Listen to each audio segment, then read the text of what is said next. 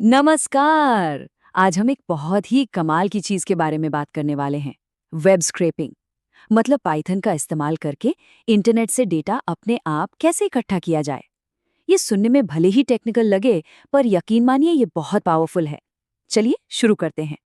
कभी ऐसा सोचा है कि काश कोई तरीका होता जिससे किसी ऑनलाइन प्रोडक्ट की कीमत पर अपने आप नजर रखी जा सके, या फिर अलग अलग वेबसाइट से नौकरी की सारी लिस्टिंग एक जगह मिल जाए, या शायद इंटरनेट से सारी ताज़ा खबरें अपने आप इकट्ठा हो जाएं। ये काम मैन्युअली करना तो बहुत मुश्किल है ना? तो इन सभी सवालों का एक ही जवाब है, वेब स्क्रैपिंग।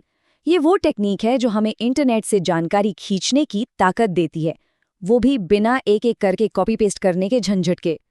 तो आखिर ये वेब स्क्रैपिंग है क्या? बिल्कुल सीधे साधे शब्दों में ये वेबसाइट से ऑटोमेटिक तरीके से डेटा निकालने का एक प्रोसेस है। और पाइथन में ये काम करने के लिए हमारे पास कुछ शानदार टूल्स हैं, जैसे कि रिक्वेस्ट्स और ब्यूटीफुल सूप लाइब्रेरीज। इसे ऐसे समझिए, रिक्वेस्ट्स लाइब्रेरी आपके लिए पूरी की पूरी वेबसाइट का पेज ले आती है, और ब्यूटीफुल सूप उस पेज के कोड में से काम की जानकारी, मतलब जो डेटा हमें चाहिए, उसे ढूंढ कर निकाल लेती है। अच्छा, तो अब ये तो समझ आ गया कि वेब स्क्रैपिंग क्या है, पर सवाल ये है कि इसे शुरू कैसे करें। इसके लिए हमें क्या क्या चाहिए होगा। चलिए देखते हैं कि हमारी टूल किट में क्या क्या होना चाहिए। तो ये रही हमारी वेब स्क्रैपिंग टूल किट।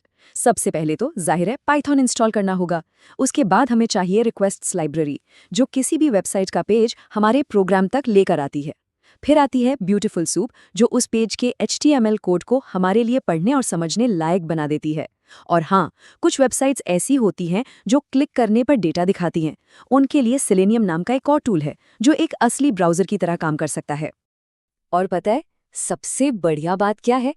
इसका कोड देखने में जितना मुश्किल लगता है ना, उतना है नहीं, बल्कि ये काफ़ी आसान और सीधा है। चलिए एक नज़र डालते हैं। आइए इस कोड को तोड़कर समझते हैं। सबसे पहले हम रिक्वेस्ट्स और ब्यूटीफुल सूप को अपने प्रोग्राम में बुलाते हैं।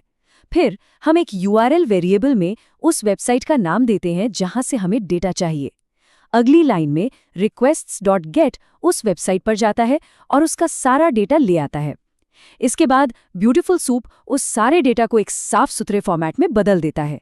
और आखिर में हम उसे कहते हैं कि भाई इस पेज पर जितने भी H2 टैग्स हैं, जो कि आमतौर पर हेडिंग्स होती हैं, उन सबको ढूंढो और उनके अंदर जो भी लिखा है वो हमें दिखा दो। बस इतना ही। ठीक है, तो कोड तो देख लिया, पर अब सबसे बड़ा सवाल, इसका फायदा क्या है? हम इसे असल जिंदगी में कहाँ इस्तेमाल कर सकते हैं? चलिए अब इसके कुछ कमाल के रियल वर्ल्ड यूजेस देखते हैं। इसके इस्तेमाल की संभावनाएं वाकई बहुत बड़ी हैं।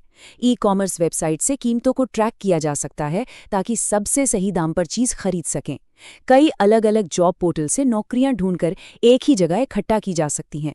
स्टॉक मार्केट का डेटा निकालकर उसका एनालिसिस किया जा सकता है, या फिर किसी साइंस प्रोजेक्ट के लिए बड़े पैमाने पर डेटा जमा किया जा सकता है। सोचिए कितनी मेहनत बच सकती है। लेकिन एक मिनट, इतनी पावर के साथ एक बड़ी जिम्मेदारी भी आती है। वेब स्क्रैपिंग करते समय हमें कुछ ज़रूरी नियमों का ध्यान रखना होता है। ये बहुत बहुत ज़रूरी है। तो जिम्मेदारी से स्क्रैपिंग कैसे करें? सबसे पहली बात, हमेशा वेबसाइट के robots.txt फाइल चेक करें। ये फाइल बताती है कि वेबसाइट के कौन से हिस्सों को स्क्रैप करने की इजाज़त है और कौन से नहीं। दूसरी बात, किसी भी वेबसाइट पर बहुत जल्दी बार बार रिक्वेस्ट ना भेजें, इससे उनके सर्वर पर लोड पड़ सकता है। और सबसे ज़रूरी, हमेशा वेबसाइट की पॉलिसी और इस्तेमाल के शर्तों का सम्मान करें। आखिर हमें वेब का एक अच्छा नागरिक बनना है। तो ये तो थी वेब स्क्रैपिंग की दुनिया की एक झलक, पर कहानी यहीं खत्म नहीं होती। क्या अब उस नेक्स्ट लेवल पर जाने के लिए तैयार हैं, जहां हम सेलेनियम के साथ उन डायनामिक वेबसाइट से डेटा निकालना सीखेंगे जो क्लिक करने पर ही जानकारी दिखाती हैं? ये वेब स्क्रैपिंग की दुनिया का एक और भी ज़्यादा रोमांचक पड़ाव है।